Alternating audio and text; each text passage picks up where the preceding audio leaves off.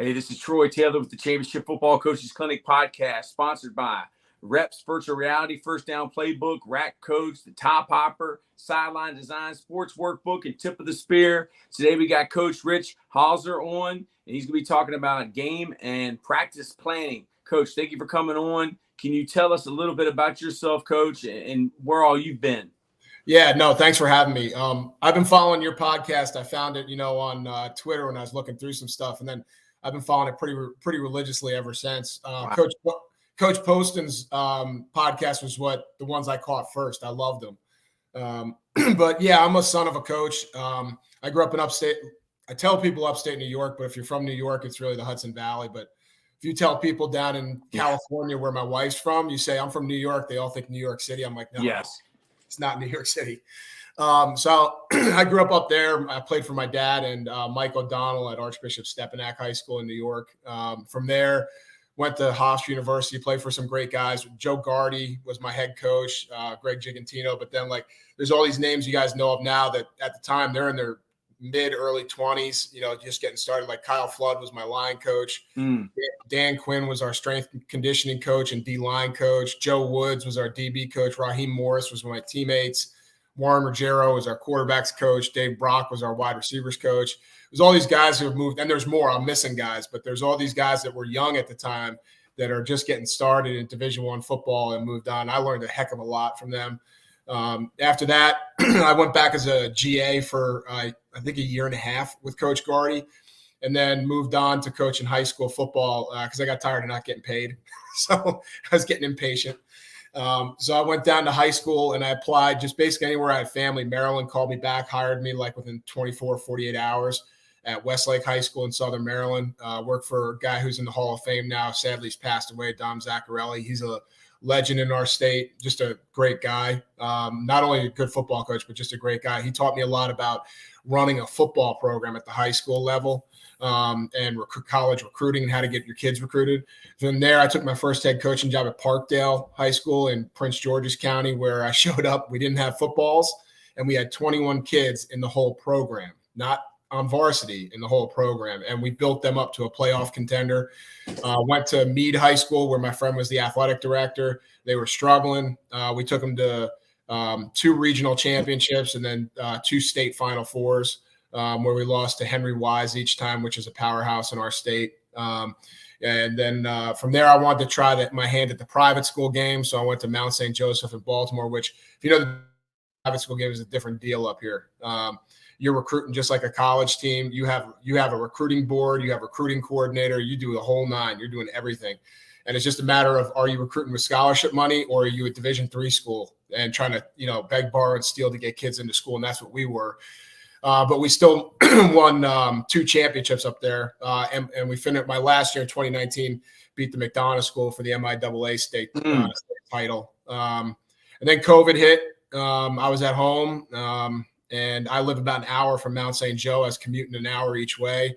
My boys are getting older, and the high school right down the road, literally 6 miles from my house, opened up, the 3A high school, and it was coached by my buddy Steve Crounce, who's an excellent coach. So it wasn't like my other jobs where I had to come in and fix stuff.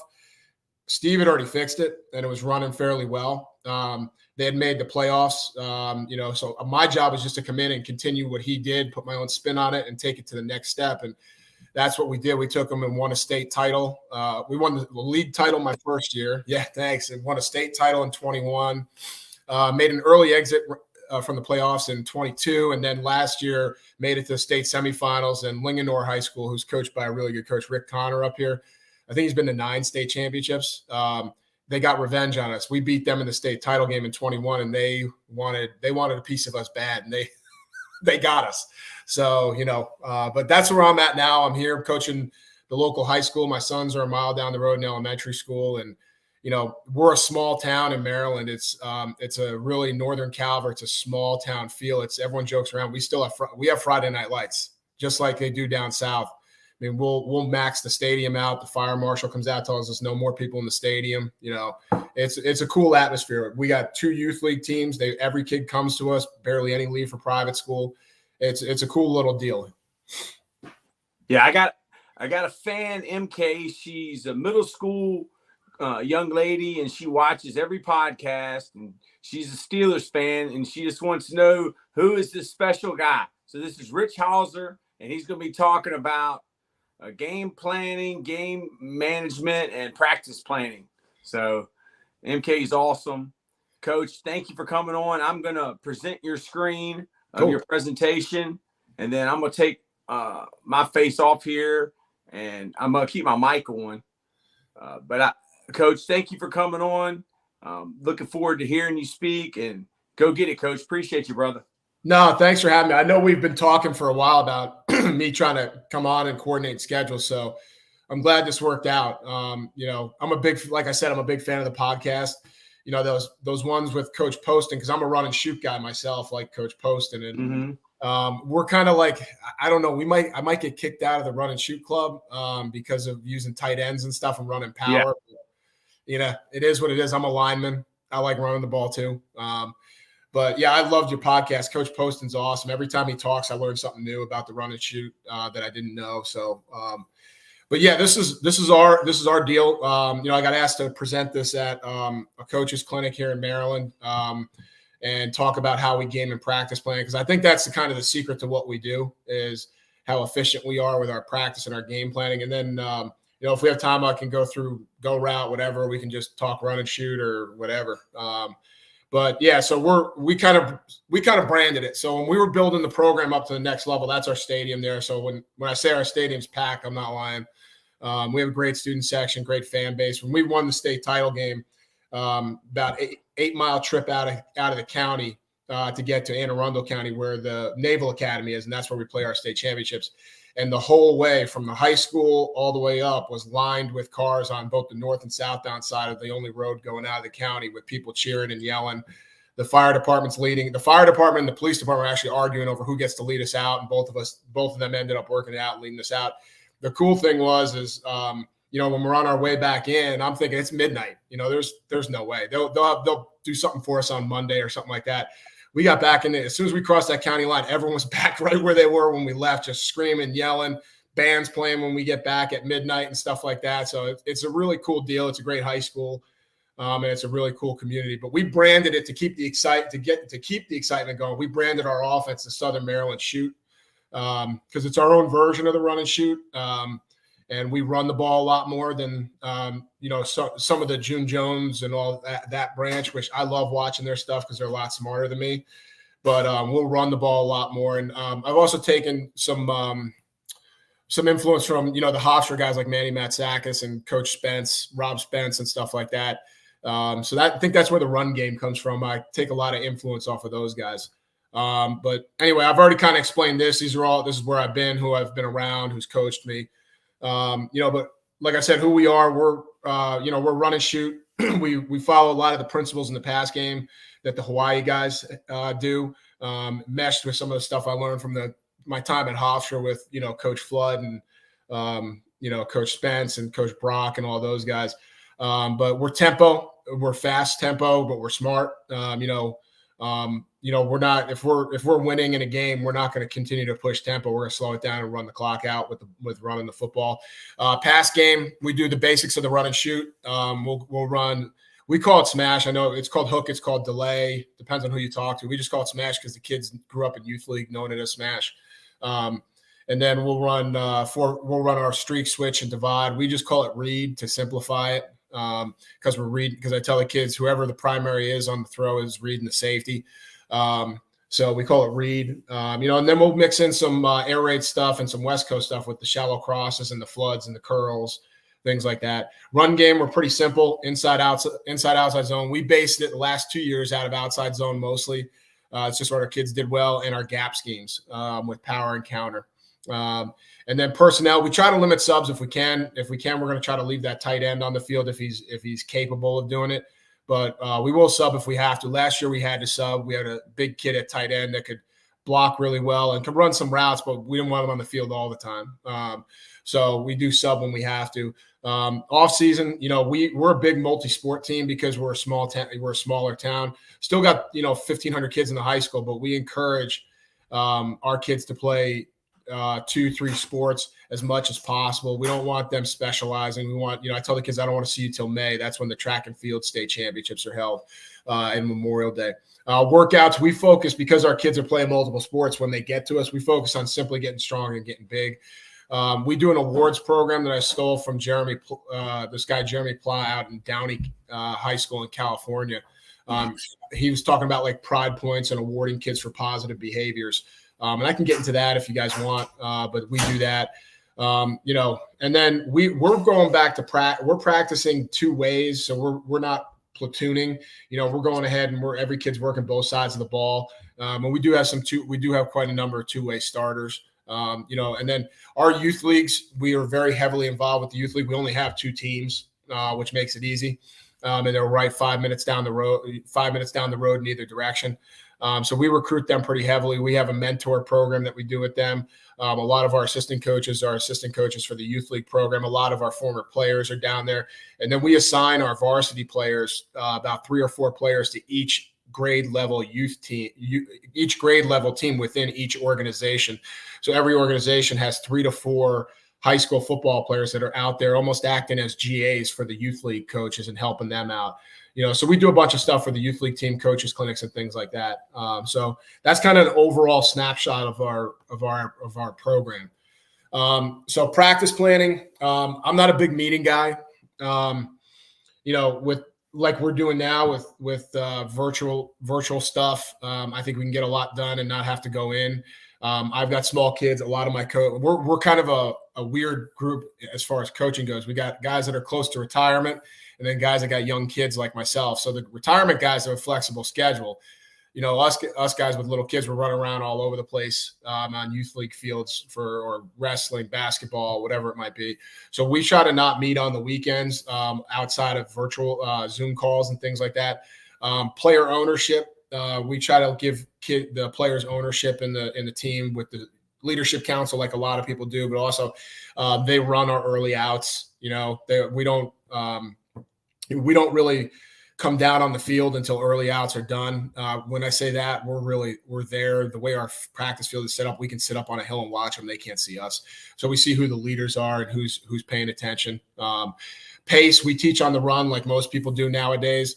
We pick our spots with live, thud, and bag work because we're going both ways. So we do pick our spots with that. We will work some live stuff every week, but we kind of like make sure that we're smart about how we do it. We work offense, defense, and special teams every day. And like I said, weekends, I give that to the kids to go do their thing, and it helps us because a lot of our kids are club lacrosse, club baseball, wrestling, all these things, and all these club even though they're out of season, they're always doing stuff on the weekend. My own boys, four tournaments in the fall, as a 12-year-old, for lacrosse. So, we try to be flexible and not discourage those kids from playing football because I think if you're on the East Coast, some of the lacrosse kids, they'll bail on you quick if you make them choose between football and lacrosse for some reason. They'll make the switch very quick to play lacrosse full time. So we try to keep it so that we're not forcing that hand. So this is kind of the overall practice structure of our week. Saturday we'll Zoom call with the players at 8 a.m. I'm going at 8. The defensive coordinator is going at 9. Special teams coordinator does not meet with them. He sends out a teach tape on Huddle with corrections. He picks about 10 to 12 plays and does voiceover with them as well as the drawing feature in Huddle. And all the kids are supposed to watch that on the weekend. We do our staff meeting on Sunday. I assign our assistant coaches specific things to do, just like everybody else. For example, our offensive line coach, I want him, mapping out their fronts. What are their top fronts? Okay. What are their top pressures? For us, that's 5-man. We count blitz for us as 6 and 7-man. So I want to know from him, what's their top fronts? What is their top pressures and when do they change their front? Like when we get near the red zone, what is that yard line where it seems like that's how he does. Oh, I saw a question. So the Huddle, yeah, I saw that. That's a good question. So the voiceover on Huddle, what our special teams coordinator does, again, he's close to retirement. All his kids are out of the house, so he's got time. What he'll do is he'll go through he'll create the Huddle cut up. He'll do all the little narration, all the little telestrations on huddle. We'll then screencast it with one of those screencasting apps where he can actually talk over top of it. That's kind of how we do it. And you can still control huddle as your so you can put the screencasting app on and work your huddle thing just like you normally would and start drawing on it and talking and things like that. And it'll record as you're doing it. So that's kind of how he does it. And then we put it on a Google Classroom. We upload it to a Google Classroom page that the kids all have to watch from.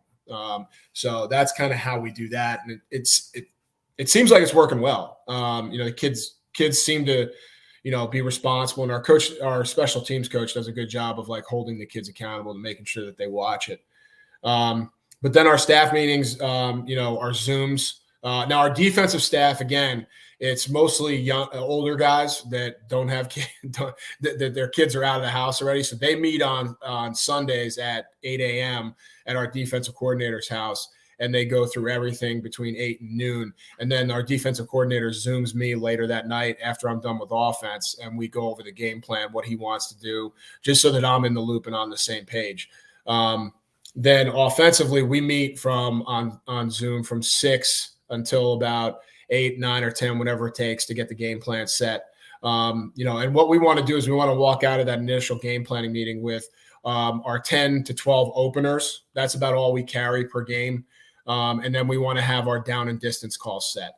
We'll meet Monday after practice for about 20 minutes, 30 minutes before we head over to the youth leagues. And we will review our openers and our down and distance calls, and then put together the red zone game plan. We hold, because we'll practice that on Tuesday, which you see there. We hold that off because I kind of am in the philosophy that we are going to not change much within our red zone. It's kind of like a lot of the air raid and run and shoot guys is our red zone's our red zone. We might put a formation or a motion in, but we have some special plays for that area, but those plays don't change. Like we have a menu of 8 2-point conversion plays. The kids know them. They've been the same 8 2-point conversion plays since I think since 2010. I haven't changed one really. And the kids know them, and we'll just rotate them each week, like which 2 are going in. And the kids know them because they practice them so much from the time they were on JV football to the time they're on varsity. And then we'll meet after practice on Tuesday again just to review the going in script or the red zone and see if we're cool with everything or we need to make changes. By the time it's all said and done, we want to pare everything down and have things streamlined and simplified so that on Wednesday we call it, I stole this from my old head coach. We go at fine tune it day where we're going to fine tune the game plan. We're going to rep every single call, 50, 60 calls on our call sheet in practice that day. So you can tell we're not doing much individual work. We're not doing much group work. It's a heavy team day for us on offense out of that 1 hour that we get. And then Thursday's game simulation. A lot of teams do it this way where, we'll come out in our helmets and shoulder pads, and I'll yell kickoff, and the kickoff team goes, and then the defense has a 10-play script. Then we call punt, and then they punt it to us. Then the offense runs out, and we start on the 1-yard line every time, and we run our script 12 plays going down the field, and we score 2-point conversion, and then we switch, kickoff, and then we go back and kick off again. And, we try to make sure that we give them a little bit of a game simulation, fast-paced, nonstop, high tempo. So practice planning, one thing we do is we kind of these are the main group sessions that we have. We have our everyday drills, which for us, we're going to do the settle drill like an air raid team. But we're going to do our line catching right after, like a run and shoot team. If you followed AJ Smith, he kind of started showing the line drill for catching. We do that. It's great for making people catch with their hands and catch the ball, above their head, below their knees, behind them, so that they get used to turning and twisting their body to make catches. And then we'll do pat and go like everybody else does. Running backs, they go over, do bag drills, line catching. They come with us. Then they go back on their own to do ball security. The O-line does bird dogs, which is, just your steps, if 1 step go, 2 step go. Then they get into the fit drill progression. If you've ever seen my old line coach, Kyle Flood's drill tapes that are floating around out there from Alabama, he shows it on Texas on like Lawrence First and Goal clinics and things like that. And he has a Rutgers tape out there. but we'll go through his fit progression and then his board drill progression for the different steps. And we pick when we get to the board drill, we pick a specific run play each day that we are working. Like Monday, we were working our inside zone footwork. Tuesday, we're working our outside zone footwork. Wednesday's our gap. The little bit of time that they have, they work their gap stuff. We go into a blitz drill, which I was guilty of this. My first head coaching job, the first year, I did not do blitz drill, and we paid for it. Then I'm at a clinic, and I'm listening to an air raid guy talk, and he said, if you're not doing blitz drill every day for 5 to 10 minutes, then you're just asking to be blitzed. And that's when the kind of the light went off my head, and realized that we need to incorporate a blitz drill. And we do that pretty religiously now on Mondays and Tuesdays. Skills, the skills session is our part of our group session where we bring the quarterbacks and receivers together, and we're going to work our seam read drill. We're going to work it 2 ways. We're going to work it individually, like we're going to run the X and the Y receiver up the field at the half field safety, and the half field safety is going to give them a movement, and they're going to snap their route off on their seam read. Then we'll work it just like a 2x2, like streak and switch. We'll put the 2 receivers to the left. We'll put a safety corner outside backer. They'll have a specific pattern of movement that we want them in, or coverage, and our receivers will make their reads off of that, and our quarterback will throw to the correct guy. So that's our streak. That's how we work our streak and switch. We do our go drill, which is exactly what it sounds like. We'll put 3 receivers to the field. They'll be running go route, and we'll put a series of defenders out there to mimic the defensive coverage we want to mimic for the day, and they're going to run the go route against it. And we'll do the same thing with divide. Trips to the field, give me that same shell on defense, and we're going to run divide. Hank for us is, I think they call 14-15 a lot of people in the run and shoot, but we'll work our Hank drill where we're going to work we're going to have the slot and split on the left. They're going to run Hank. We're going to have the backup quarterback with the slot and split on the right. They're going to work Hank to the right, and we're going to just work on throwing. Are they hitting that 8-yard stop run? Are they throwing back shoulder? Are they throwing over the top? Do they need to get off it because it's cover 2 and they need to go to the seam read? So that's what we're doing. And then we mix the choice drill in. Anytime we've got a 3-by-1 concept that we're repping to the field during group time, we take the split ends from the other side with the backup quarterback, and they work our choice route throws on the other side of the field. We always work, we try to work once a week, a 3-on-2 blocking drill. So it's just a bubble screen drill. Put the defenders out there, throw the bubble screen, let those guys block, get down the field. It builds some aggressiveness and some toughness in the receivers. We always work screens, whether it's during team period or as a half line drill. We're going to work that. Then we go the usual 7-on-7. We'll work a inside run or run box period, whatever you want to call it. And then we always do 1-on-1 pass protection. So this is kind of like an overview.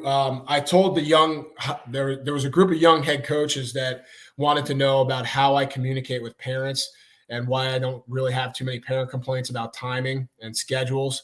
And this is why is every single week I send an Excel spreadsheet out, and it has a day-by-day breakdown of where their kids are at all times. So right here, we have a thing called Patriot Time in the middle of the day where they get 40 minutes of free time to go to clubs, to go get extra help, tutoring, make up tests, things like that. Well, I take advantage of that, and they come down to me, sit in my classroom, and we go over the scouting report. Then we got our lifting and our defensive scouting report, and the parents will get this every week on Sunday so that they know exactly, Friday night after the game, so they'll know exactly what's going on the following week and can make plans accordingly. This is our practice schedule. So it might be a little hard to see. I can always, send this presentation to you if you want, so you can zoom in on it. But if you notice here, this is our everyday drills right here up top. Okay. We're going to do settle drill. We're going to do line catch. And we're going to do pat and go, like I just said. We will do usually offense or defense. We'll figure out who's going first, who's going second. We try to alternate so that it's not always one person going second.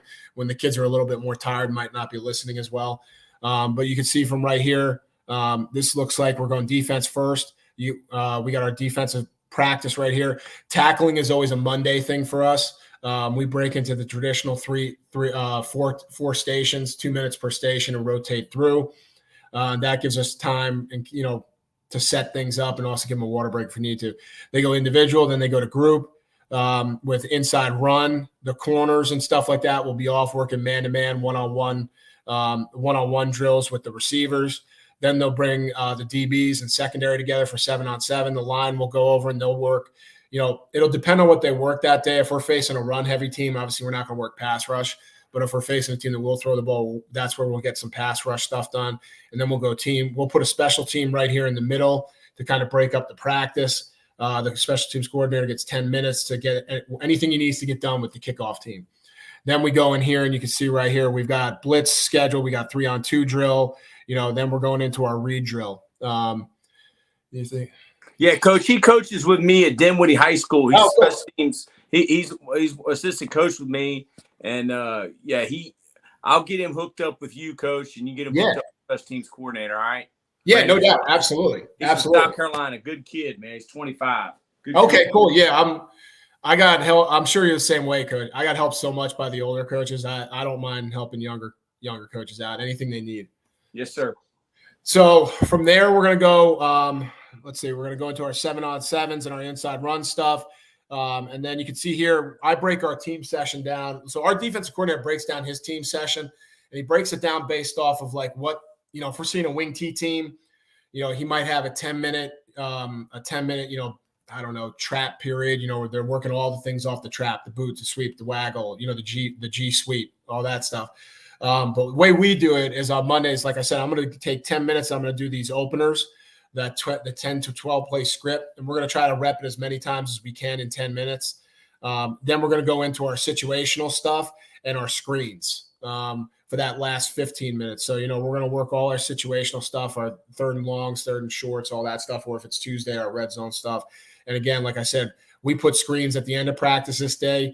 We will do screens. This is one of those like read the room type situations where towards the end of the season, we're going to put bodies out there, or trash cans out there, and we're going to block those to try to save their legs and save some contact.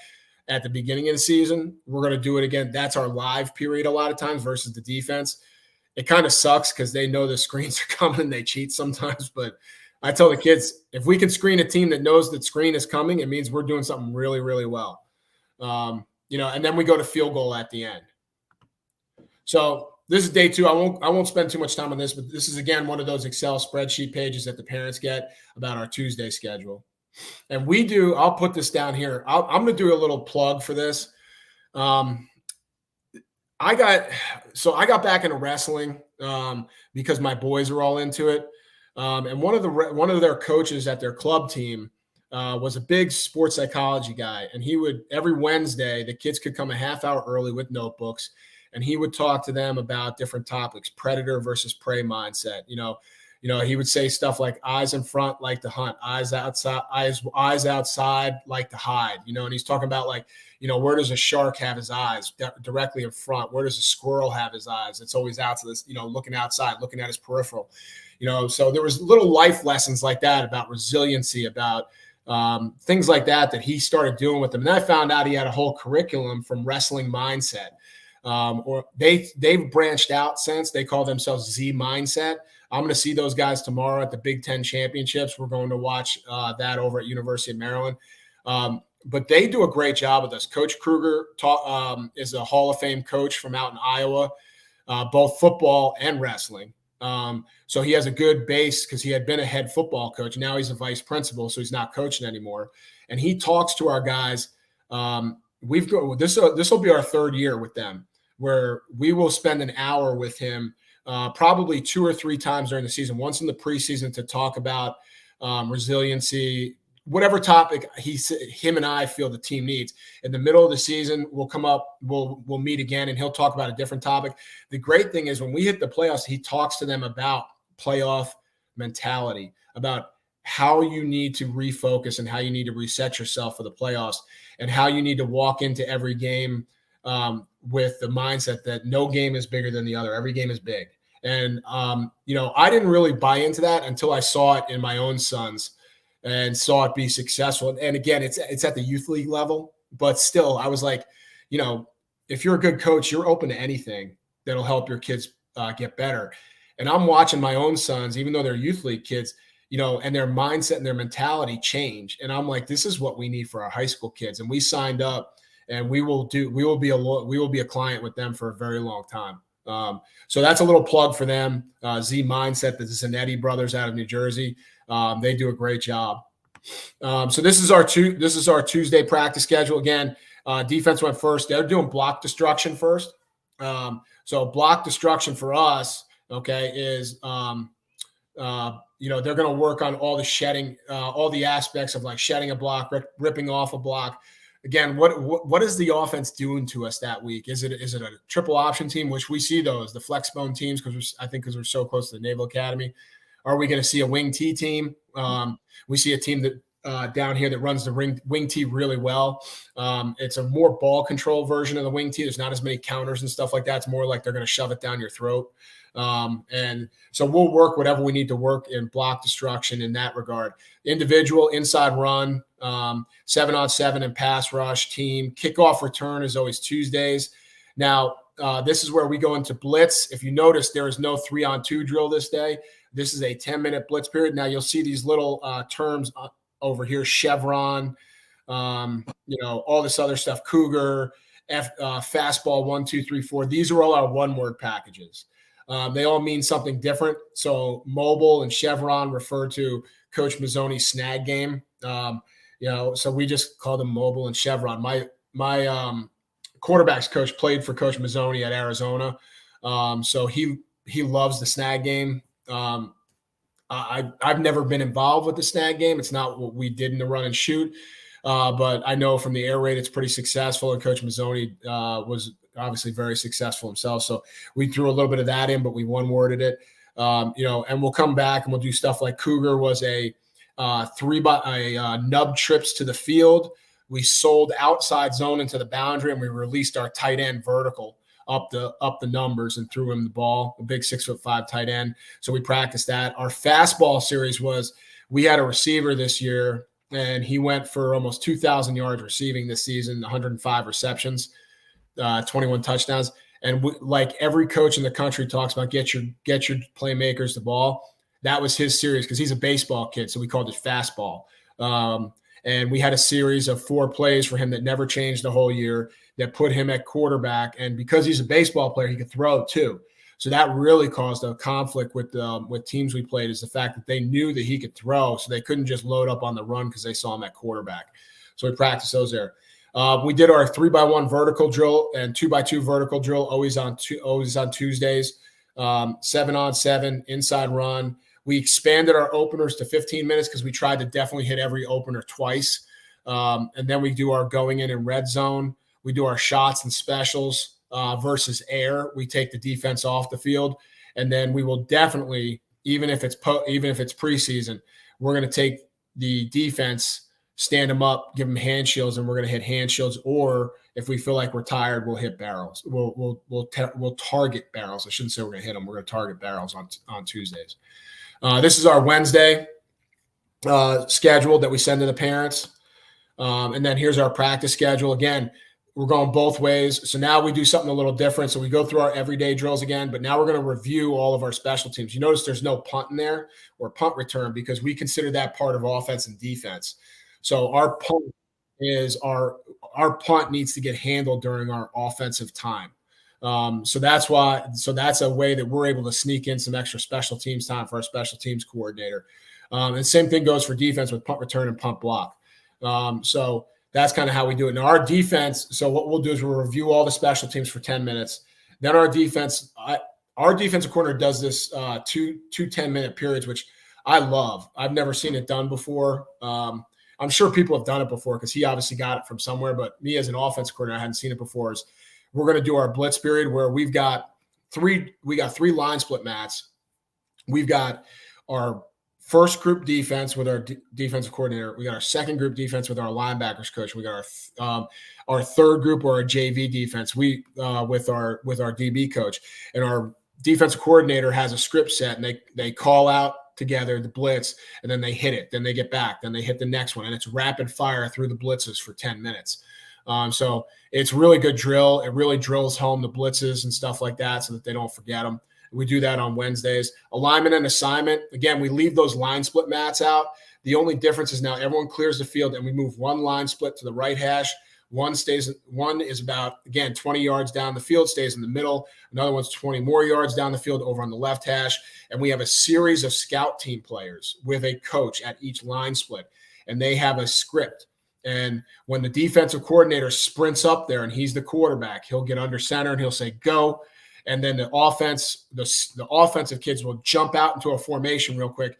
And our defense must align really quick. So they've got to align as fast as possible to that formation. And then they'll our defense coordinator will clap his hands and they'll jog to the next line split. Then he'll say, go, boom, offense comes out. They got to line quick, claps his hands, boom, jog to the third line split. And then they'll stay down there for 2 plays and then work their way back. And then he'll call out the second team, the JV team, and things like that. So they get used to lining up against the other team's best formations. Then they're going to do 7-on-7. They do a 5-minute, it's called individual. It's really more of like a correction period where they're going to take anything that could have went wrong in blitz, alignment assignment, 7-on-7. They're going to talk about it in their individual units, and then they're going to go to team. We take screens and put it first this day, and we do screens versus pop-up dummies and bags for 5 minutes. Then we go into blitz. We pick 7 blitzes. That's it. And we just run them as fast as we can, just as kind of like a review. Quick 7-on-7, 10 minutes max. And then we get into team, and we're going to review our entire script, openers, red zones, third downs, coming out, the whole 9. This is our Thursday agenda. Again, we do a team dinner like a lot of you guys do, but then we have a tradition at the school where we actually, because we're a Bermuda grass field, we actually go out. The maintenance guys don't paint our field. Our kids go out and paint it. It's been a tradition at the school for years, and it's something that we kept going. It goes back more than just one head coach. It's been going on for I think since probably I would have been in high school in the 90s. And they come out every Thursday if it's a home game after the team dinner, and the whole team goes out there and paints the field together. It's kind of cool. The kids get a chance to bond and have a little fun before the game and before things get serious with each other. Again, we don't script our practice. We do script our practice out this day. In general, it's about an hour, and we go through again. It's more of a game simulation, and we try to each do 5 drives, offense and defense. This is what a Thursday script would look like for me. So this is my first drive. Okay, I'll fill this in. Start on our own 1-yard line and work our way down the field and score the 2-point conversion. Second drive. Third drive is our backups. So our first team does drives 1 and 2. Drive 4, okay, it's 2-minute drill. I let the quarterback call it. They go on air, move the ball 10 yards, start on. I'll just run. Our wide receivers coach will run the ball out there and be like, okay, coach, 1 minute and 35 seconds, 1 timeout left. We need 6 to win, and then our kids will drive it down and we'll win. Our 5th drive is where we run our trick plays and our gadgets. All right. So creating a game plan. So this is what we're going to do. We're going to create a game plan. Number 1, we're going to pick our film. A lot of coaches talk about this. We use a book. And by a book, we mean we keep a running total because the head coaches in our league are pretty stable. There's not much turnover. This year is an odd year. There's 3. However, one of the vacancies is just a coach moving from one school to the other, kind of like I did. He's moving from a school where he's driving quite a way to a school that's right around the corner from him. So we're going to just take our book on him and move it over to the other school. But we keep a book on every school, what their tendencies are, how they've played us in the past. We take screenshots off of Huddle and we screenshot sideline and end zone of those tendencies versus different formations. We try to track based on looking at the player's eyes and those still shots, like what are they looking at, what are they keying, and then write down notes underneath it so that when we go back to play them during the season, we can pull our book out and get a jump start on that team by getting an idea of how they've played us in the past. Then we're going to look at live film of the other teams, how they played us in years past. I value that film more than them watching them play other teams because we're so different in what we do. Then I'll try to find 2 to 3 relevant games. Another team that runs the spread, that will throw the ball a little bit. Like I'm not going to watch a wing T game. It's just worthless for us. And then we would try to watch the competitive time. So I don't watch running clocks. I try to stick to just the first half, to be honest. It's just how I do things. Because I feel like when you get to halftime as a defensive coordinator, if things are going well, your game plan's going well, you're not adjusting much. So everything's going to hold true from what you saw in the first half. And anything that does adjust in the second half is specific to that game, to that situation. So it's not something that you're going to necessarily see. Like, they're adjusting their defense based on the circumstances they're in. So I don't want that to muddy up our picture, so to speak. And then we focus on similar formations like everyone else does. We start with a formation. So we want to see how they line up to similar sets, motions, and shifts. We want to see how they defend extra gaps and unbalanced. Like I said, I'm kind of a little different because I'll run, go route, and all the run and shoot stuff, but we are going to line up with a tight end, run power. We'll go unbalanced into the boundary and run outside zone of the boundary with an extra tackle. So there's things like that we do that's not traditional for a run and shoot team. Personnel this is one thing that I learned. Greg Roman, his son, played for me when I was at Mount St. Joe in Baltimore. He was the Ravens OC for a while. And we talked a lot. One of the things I'd pick his brain about, he was great. He didn't want to be involved in practice at all. Obviously he was busy with the Ravens. Yeah, but it was, he had a lot going on. But when we're at 7-on-7 in the summer, I would talk to him, and he'd be hiding in the back with a giant bucket hat. He'd be sitting like 10 yards away from the field. All the other parents are up on the sideline yelling and screaming, and he's like sitting in a lawn chair.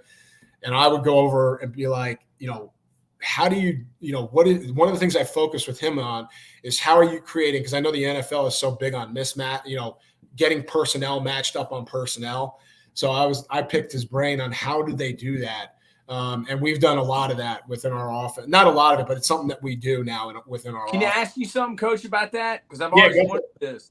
In the Super Bowl, when Colin Kaepernick was the quarterback and he threw those 2 fade balls to Crabtree, were those checks? Because I have I don't know if it's a conspiracy or a theory that, dude, Kaepernick checked those, or either Crabtree. I mean, they could have handed it to Gore. Do you know the answer to that, Coach? I wish I did. I can find out and let you and text you. I still talk to him when he got his new job. I text him. I say, hey, Greg, congrats. I didn't think he'd answer because his oldest son graduated, whatever, but he texted me right back within like 30 seconds. Said, thanks, Rich. Really appreciate it. So. Yeah, his first job was with the Carolina Panthers with Coach McNally. I remember that. Crazy, man. Yeah, I know. You know Coach McNally real well now, from what it seems. Well, yeah, I got him on Twitter, so that's my claim to fame. Yeah. Hey, you got to start somewhere when you're trying to find information. Yeah, bro. I mean, he loves it. He loves it. He's tweeting, every morning. Oh, so, yeah. Thank you, Coach. I just wanted – I've always wondered that, dude, because they – like those 2 fade balls, that ain't Coach Roman to throw the ball like that down the goal line, I don't think so. I don't know. Who knows? But you might be right about that. I never asked him. Yeah, don't, Coach. Don't ask him. I see him. I'll find out. I don't want you to stick your neck out there, Coach, like that. Oh shoot, I don't mind. People know when it's kind of funny, like most of the coaches that know me know I'm not trying to move up in the world. So when I go to talk to them, I don't have some ulterior motive. Like, like I went to see my father-in-law played at the Naval Academy with Tom O'Brien, and I'm at the convention one time, and my father-in-law is a sword bearer, and Tom O'Brien was a sword bearer in my in-law's wedding. So I come running up to him, and I'm young. I'm like 30, 32. And I come running up, and he's walking out to dinner, I think, with his wife. I go, Coach O'Brien, how are you? And he turned around and gave me this look like a death stare. And I'm like, I step back. I go, my name's Rich Holzer. Jimmy Garbin says hi. And he's like, Jim Garbin, how is he? I go, I just wanted to say hello. I don't want anything. Yeah. And he talked to me for like 5 minutes and went out to dinner and stuff like that. But, that's not normal in this day and age. No. Yeah. I don't know. I just, I think it's good for young coaches, if you can remember that, like I texted Coach Flood last night, just a picture of my sons. My wife just got back from a business trip to Austin, and she got him hook 'em horn shirts, right? So I took a picture and I sent it to Flood. Just do stuff like that. Just do genuine stuff where you're interested in not just in their knowledge, not just do they have something for you? But when you make a connection, like I see you do a lot, is just talk to the guy and like talk fishing, and like let them get to know you, don't just make it all about trying to get a job or something. Yeah, no doubt, man. So I don't know. That's a little soapbox thing. Sorry about that. No, it's actually good. They need to hear that. Yeah. Coach, we got 87 people watching this right now. It's the most I've ever had, Coach. Oh, Jesus. Yeah, brother. That's crazy. Wow. Holy cow. I didn't think it would be that big. I'm just high school. A bunch of these guys retweeted it, man. A bunch of these guys that have been on and stuff. I really appreciate everybody watching, man. Thank you. God bless you, Coach. Well, so keep it rolling, bro. Keep it rolling as long all right, let's keep it going then. No, I appreciate them too, because I'm trying to do like you in a smaller scale. I got like a little quarterback training program and stuff I do now, and so whatever, I just appreciate it. It helps me. It helps everybody. But that mismatch thing is important now. I think it's creeping into high school football, because I think if you live in the RPO world a little bit, you're starting to see a lot of, like you heard the college guys talk about, you're seeing a lot of man free as an answer to RPOs. So what do you need to do? You need to create rubs and picks in the RPO game to pop your guys open still. But you also can get into the pass game and get mismatches now. So if you can get man coverages, you can then create ways to create mismatches. I just talked about our blitz checks with our quarterbacks on Friday.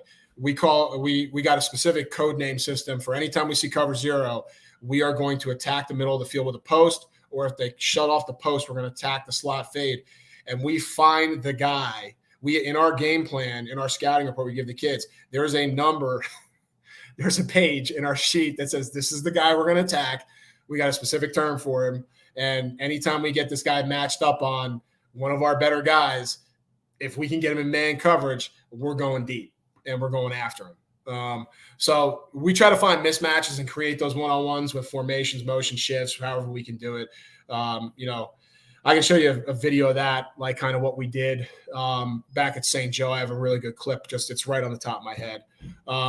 What are their 3 top coverages from each set? Luckily in high school football, formation doesn't change the coverage too much unless you're going 2x2 and 3x1. So we're going to look at that. What are their top coverages from each? I like to look at their top 3 stunts and their top 3 pressures and fill the kids in on those as well. So this is like a cover sheet for us. We played Leonardtown High School. That's the team down south of us that runs the wing tee really well. Coach Cunningham down there. And he, runs a smash mouth version of the wing tee that, is tough because you don't see that much anymore, and they run it really well. But this is our cover sheet for it. So we'll go into, because I mentioned game planning, we'll go into personnel. I don't get too much into personnel with the guys because we want to know who the weak link is. But outside of that, I don't want the kids stressing about who they're playing against too much. Sometimes I think as high school coaches, we get in the weeds a little much with that. These are still 14, 15, 16-year-old kids. If you make a big deal about, like when I was in college, I remember one game, Coach Flood made a big deal about the defensive tackle I was playing against. I was blocking. I was a guard. He was an All-American and all this other stuff. And I was I was young. I was a sophomore or something like that. And he's going to eat my lunch and everything like that. And I got pissed off and I just decked that kid every play that I could. But sometimes the high school kids, I feel like they're not all that mentality, and they're still figuring things out. And you might spook a couple of them. So I try not to get too into personnel. Just let them know who they're playing against, general size and things like that. Mm-hmm. But we will. There's a separate page in here. I didn't put it on here. I forgot, where we do identify. And I think I didn't put it on here because I didn't want to call the kid out by name on a national podcast. But there is a kid, that we will find that kid and attack that kid. And he is a page in our game plan. We'll take all of our main formations and show how they line up. This is, the team we're playing in black lining up against another team in our league, and how they're going to line up against spread. Then they're in like a 2 shell over here, and they're in like a quarters or man. This is really just man. It's basketball in and out defense, but we'll show them this. If we can get we get a tight shot of it for the line. And then if we can get an end zone clip, I will. But we go through all of our main coverages. All of our main formations, how they line up to them. And I show it to them in pictures because most kids, I don't know, if you're like me, maybe I'm biased. I'm a visual learner and I have to do, like, I can't be told, I have to see it and I have to do it myself. That's how I learn. So I tend to teach that way a lot, whether it's right or wrong. Then we'll diagram the coverages out versus, 2x2 versus 3x1, how they play it, how they play it to empty and things like that. Then we'll draw up their favorite pressures, and then we will draw up. I drew up a lot this game. I don't know why I shouldn't have done that. So you do things as a coach. We'll draw up their blitzes. So then when we put the game plan together, we think of it as we start as a whole and work backwards. So we're going to look at overall, how are they playing us? What's their philosophy? What are they trying to take away from us? Most teams now are trying to take away our deep ball because they know that the run and shoot is a very vertical based pass game. So they're not going to let us get behind them. So we're going to start out and design it like a car. We're going to design it from conceptual, then build the parts out, and then bring it back together. We plan the field like an air raid team. So in that regards, we're a little high. That's kind of like how we're a little bit of a hybrid. We go with the zones of the field, just like Coach Mummy does. And we design the field that way. So if you notice, and you're an air raid guy, you're probably like, this looks exactly, pretty close to what Coach Mummy's game planning philosophy looks like. We're going to have some coming off plays that never change. The formation or motion might change, but they don't change much. Yellow zone. I'm of his philosophy. We're going to have our best run. We're going to have our shallow crosses and our screens. Open field, our freewheeling zone, 10 to 12 plays. Then we get, I call the high red orange zone. That's just, I think I stole that from him too, maybe. Red zone, green zone, goal line. And I'll get into the specifics of that. So when we're coming off, we like 3 to 4 plays. Generally, we're carrying 2 to 3. Sometimes towards the end of the season, it does get 3 to 4. But when it starts the season, it's 2 to 3. We like 2 running back sets or 11 personnel or 12 personnel sets.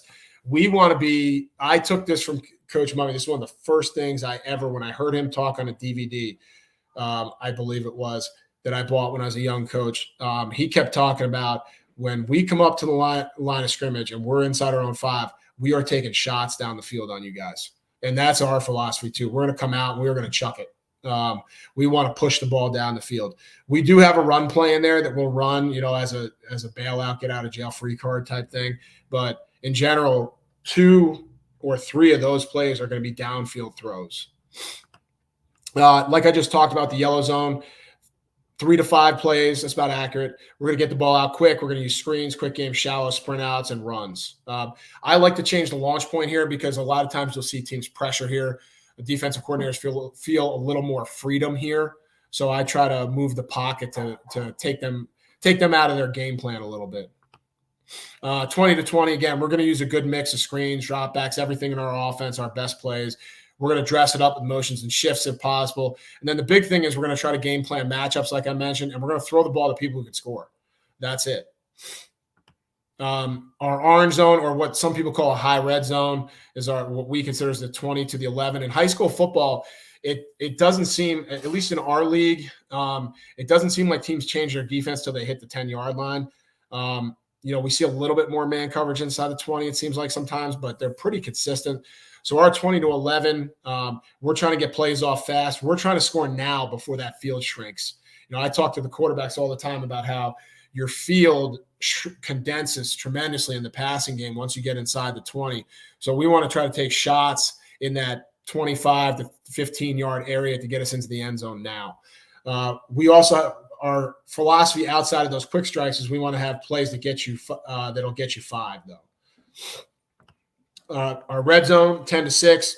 We want to make 4 to 5 yards, get the ball in space to plays that put defenders in space, like option routes and things like that. Meshes and shallows in here for man beaters, corner routes. I love corner routes. Our quarterbacks all know that. It's like a running joke. They don't like to throw corner routes sometimes, and I force them to. It's one of the few times I will force the quarterback to do what I want him to do, no matter what. We have runs with the quarterback. We always have a special trick gadget type play in there as well. The 5 to 2, we're going to have plays that can get 2 to 3 yards. This is our best stuff. This is like our top runs. Like one of our main runs, we we just call it Patriot. We're the Northern Patriots. We call it Patriot, and we run it. And the kids know there's a very good shot Patriots getting called when we get inside the 5. We try to be creative with unconventional, unbalanced sets, plays, and things like that. If we do throw the ball, it's designed to get the ball out quick. And then inside the 2, must score, we use special sets. This year we ran a set we called Big Boys. They loved it. We took every single skill position player, including the quarterback, off the field, brought on extra linemen, tight ends, defensive ends, and put our best player at quarterback and got him the ball, So we'll get 2 to 3 plays and we'll scheme that up as well. So when we implement everything, it's a 3-day game planning process. It's also a 3-day installation, just like an air raid team. We kind of follow this schedule somewhat. We try to stick to this. I'm not going to lie. My coaches know that, always joke around that, like, to keep me off Twitter, because I'm following guys like you, Coach, and things like that put, a cool version of double post on there. And I'm like, oh man, they ran it out of this. We're going to try it, so I can't always say we stick to this, but we try to. But in general, day 1, we're going to work the open field and third downs. Day 2, again, reviewing. We're going to work the open field and going in. Then we're going to review we're going to do coming off, but review all of our situational stuff. And then we're going to dry run the game plan on Thursdays with day 4. This is what my call sheet looks like. It's a piece of paper. I fold it up. It stays in my pocket during the drive, and I just call the offense, and then it'll come out. My receivers coach will have this, and he has a little system with highlighters where he will green highlight a play that was good, yellow highlight a play that was red, cross it out in red if we don't like it. He'll put notes next to the play and things like that. And then he'll talk to the quarterbacks with our quarterback coach and receivers after the drive, anyone that's not on defense, and be like, all right, we ran these plays. What did you think? And he'll take notes on that and be like, hey, Rich, no go on elbow route today. They don't like it. Elbow for us is double under corner. So it's 3-by-1 in the field, 2 5 and ends, and a corner route by number 3. They just don't like it this week. So I'm like, okay, all right, that's out. So in the back, so I will pull this out in the in between drives, and we will go over this as a staff on the headset. But during the actual calling the plays, it's in my pocket. If I need a play, I'll just call out my receivers coach, and I'll be like, John, and he'll coach, you're this play is a schedule. This play's on the schedule, and then I'll call it if I like it. So this is kind of how we structure our call sheet. On the back, just to keep a running tally, almost like a ready list, we write down every concept, not play, every concept, like inside zone, outside zone, power, counter, on the runs. Then we put all of our anything that could be an RPO, dedicated RPO. Like we have we're not going to put hitches on there because like hitches is a quick game for us. We'll list that over here. But we got an RPO that we call Warrior, and Warrior would be listed here. It's not a pass play. It is an RPO only. So that will go here. We got our play action passes, sprint out screens, all these things filled out. So that if we want to go on the back at halftime and be like, okay, have we hit inside zone? Have we hit power? Drop back pass. Have we hit go route? Things like that. And we'll start crossing things out and circling. Oh, man, we never called this concept. Like they're in man coverage. Why are we not calling this? And we'll circle it, and like get it on the game plan for the second half. This is the actual example of how we game plan out a pregame.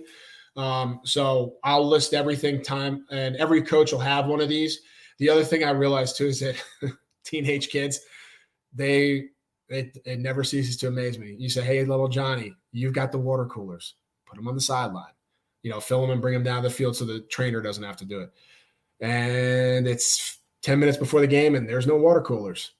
So what I've learned as a head coach is I list out everything. I assign a kid to everything, pregame setup, postgame setup, what needs to be on the sideline. So if it's not there, I know it's you. And on Monday, you can join me for party crew. So party crew for us changes from year to year. My favorite was when one of my assistant coaches got so mad at him for, I think, not cleaning up the locker room. It was like the 4th or 5th time, and it was really bad. It was really bad. There was flies buzzing and stuff like that He took the team on a party crew run. This is when I was at Meade High School, which is on military installation, Fort Meade. And he took there's woods back there behind the high school, and there's trails back there. And he took them on a trail and lost 3 kids. And we're going back in the gator trying to find the kids. And they're lost in the woods. I'm like, John, you cannot do that. You cannot lose kids. And he's like, they need to learn. And I'm like, no, these are high school kids. Go find them, and we're out, luckily they knew which way they were coming back, but I'm like panicking, as the head coach. Cause I'm like, I sanction, I'm like, I can just see it now. Football coach fired, loses kids in woods, So, needless to say, that didn't happen ever again. We figured out some other things, but party crew for us is just that. I stole this from a guy I worked with at Westlake High School. He called the punishment crew party crew. So we've always just called it that. So this is just an overview of the scouting report again, of what it looks like as a whole, and instead of individual slides. And then we use this. So I have our quarterbacks go home, and they're going to draw up when we're training our quarterbacks. They're doing this right now. Like right now, our quarterbacks for the weekend, their homework assignment is to draw go route and switch route up on their offensive coverage worksheet. And then they're going to keep a file folder with all of our concepts drawn up against every single coverage. I stole these coverage sheets from AJ Smith. He sent them to me, and we use them a lot now with our quarterback training program. And every single pass concept we run, quick pass, drop back, play action, whatever it might be, we have a coverage sheet like this, and they have to draw that concept up against and all of the 6 main pass coverages that we cover. So, cover 3 and cover 1, cover 2 and cover 2 man, quarters and blitz. So I threw this on there because I think that helps our quarterbacks a lot understand the how and why of what we do. And then our offense is just about reps. We have to have a great capacity for boredom. The thing that when I was playing for Coach Flood, that he always said is, we're like dogs. We piss on the same fire hydrant every day. And I really believe in that. We're going to do this. We're going to do things a million times and get really good at it. And then your players know what to expect, and execution improves. Even within your practice schedule, our practice schedule is consistent. It very rarely changes. And the kids know blitz drill. Okay, it's Monday. We're going to 3-on-2 drill. Okay, we're going here. Okay, we're going there. And I think it develops a familiarity that lets them kids do better, I feel, when they're in routines. At least our kids do. Like, I have an absolute panic attack when our kids have the day off of school on a Friday, because we're not in our routine, and I haven't figured out how to get a perfect system yet for getting our kids to stay in their routine on a Friday when they don't have a full day of school. It's one of the running jokes in our coaching staff right now is when, we have fair day, we have off for fair day, and I'm like, panicked that our kids are running around at the fair all afternoon with their girlfriends or with their buddies, and they're totally distracted and not into it when we come back to play a football game. So, we're still working that out. If anybody has a good solution to that, I'm all ears, because we've done a million different things and we still haven't found anything we like. But I think all that to be said, I think kids like routines. And I think the more you can stay in a routine, the better. And I think it'll allow your kids to have to prep themselves mentally for what they need to do each day and each period within practice. And then again, watch opponents with similar styles, get 2 films. If you want to do more, you can. Everybody's different. I stick with 2 films in our previous year in our book. Find the pressure tendencies. Every defense coordinator has it, and then just attack it. So that's kind of what I presented to the coaches in the last 2 clinics within the state of Maryland about game and practice planning. Mm-hmm. I didn't know if there's any questions or if you want to, whatever you Coach, want. you crushed it, man. I mean, Thanks. You did 1 hour and 3 minutes, and 104 people are watching. And, if you guys that are watching, if you have any questions, put it in there. But, Coach, love to have you back. Yeah. You killed it, man. Is there anything else you'd want to tell the guys about your quarterback training program, or, what your Twitter is? I got it down there at the bottom of the screen, I think. Yeah, it's at Coach Rich Holzer. It's pretty simple. I think quarterback training, being an offensive lineman, I didn't play the position. So it's been a lot of trial and error for me. I actually, again, this is another one of those things like young coaches. when you want to learn something, go network. Like I wanted to learn quarterback play. So what did I do? I went to the dudes that know, in my mind at the time, the dudes that know the quarterback position best were the BYU guys at the time. You know, I went ahead at the convention. I found Brandon Doman, who was the offensive coordinator, played quarterback at BYU as a starter, played for the 49ers, you know, played under Lavelle Edwards and all that stuff. You know, the way I looked at it is Hal Mummy and Mike Leach went to Lavelle Edwards to learn how to throw the ball. So this is the dude I need to go find. So Brandon was the offensive coordinator for Bronco Mendenhall at the time. And I just said, hey, and I sat down with him at the AFCA and he started going through stuff. He said, why don't you come work my quarterback camp? And I'm like, fly myself to Utah for a quarterback camp. But I did it. I went 2 years in a row. I stayed for 2 sessions. I stayed for 2 straight weeks and learned quarterbacks. And he gave me full access to the entire video library that they had, you know, and then at the end of each session of quarterback training camp, after coaching the drills with him, seeing how I got their book. That's it. Coach Edwards and Coach Chow. I never met them, but I mean, those are the guys that got it straight from, I think, they got it from Air Coryell and all them, didn't they? Bill Walsh, offense. But yeah. I mean, it all comes from Sid Gilman. Yeah, Sid Gilman taught Air Coryell and Bill Walsh. And I mean, Paul Brown, because he was the head coach of University of Cincinnati. But yeah, bro, yeah, they're one of the originators. Yeah, that's what I thought. So like, why not go to those guys that have been doing it for a million years and learn directly from them? I mean, they've probably forgotten more about the passing game than I'm going to learn. So, you know, I went out there and Brandon was great. He'd sit down with me at the end of each week of camp and we'd be in the film room for 3 hours and he'd be going through drills or concepts, whatever I wanted. He was just like an open book. It was like, he'd just say, okay, what are your questions? And then we just sit, I'd be like, well, and I'd pull out my notebook of questions, be like, can you go through, you know, even like I learned, you know, like, why are you teaching line drops? You know, like why? You know, like, isn't there other stuff you can do, like quick foot wave drill, like the area guys? He goes, we teach line drops because it's about consistent reps and dropping where we want them to drop. If that at the end of their line drop, if they are not on that white line, they're not dropping correctly. You know, and he was talking about, okay.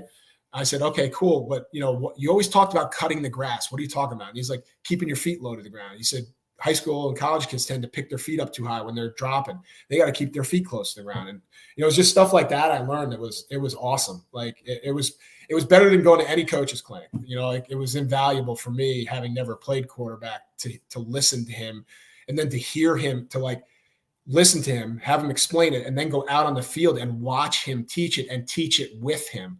He'd give me a group of quarterbacks and be like, he'd take the high school kids, obviously. He'd give me the middle school kids. And I would go over there and I would teach the middle school kids how to drop, how to do the line drill. And it was one of the best things. So they're a heavy influence on me with my quarterbacking. And then Darren Slack as well with all the arm mechanic stuff. I love that. I don't know if that's maybe just the O-lineman in me with the analytical brain, but I love, you know, like O-lineman with the steps and everything, like your foot is turned here instead of there. And you're like, most people are like, that's an inch, who cares? And linemen are like, that's a big deal, you know? So I think that appeals to me. So I kind of blend those two things together. And that's the crux of my quarterback training. It's a mix of Coach Slack stuff and then the BYU guys. Yes, sir. So, Coach, I'm going to end it right here. We'll Cool. stay on talk for a second. Yeah, absolutely. Appreciate you, Coach. You're the best. Thanks. I appreciate the opportunity. I love talking football. So whenever you want me, I'm here. Yes, I'm a football junkie like you are. Amen. Thank you, brother. Cool. Thank